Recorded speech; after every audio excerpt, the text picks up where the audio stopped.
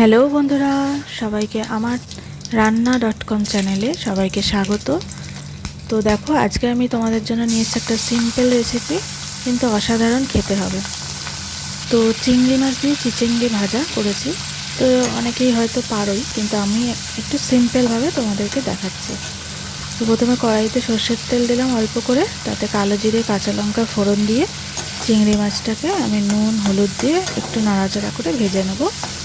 বেশি ভাজার দরকার নেই, বেশি ভাজলে চিংড়ি মাছ কিন্তু শক্ত হয়ে যাবে। তো দেখো, একটু চিংড়ি মাছটা ভেজে নিয়েছি। এবার আমি চিচিঙ্গিগুলোকে ভালো করে কেটে রেখে দিয়েছিলাম, তো সেটাকে দিয়ে দেবো। একটু চিচিঙ্গিটা একটু বড় বড় করে রেখেছি।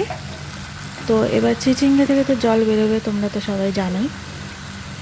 তো দেখো, আমি আস্তে আস্তে করে নাড়াচাড়া করে একটু নুন হলুদ আর একটুখানি মিষ্টি দেবো, দিয়ে আমি নাড়াচাড়া করে একটু ঢাকা দিয়ে দিয়ে রান্না করলেই হয়ে যাবে।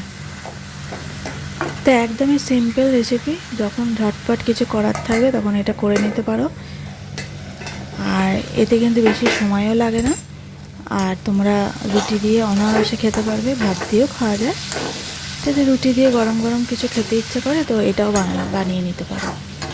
তো দেখো বন্ধুরা, অনেকটা মজে গেছে, জল বেরিয়েছিল, জলটা শুকিয়ে নিয়েছি।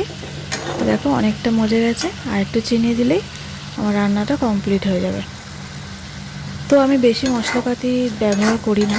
তো আমার রান্না দেখলেই তোমরা বুঝতে পারবে, একদমই সিম্পলভাবে আমি সমস্ত রান্নাবান্না করি, আর কম তেল মশলা দিয়েই করি।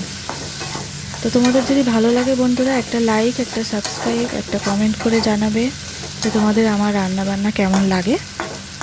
তো দেখো, দেখতে দেখতে আমার রান্নাটা কিন্তু হয়ে গেল। তো দেখতেই পাচ্ছ, একটু মাখা মাখা মতনই হয়েছে, ভালোই হয়েছে। তো থ্যাংক ইউ সবাইকে আমার ভিডিওটা দেখার জন্য।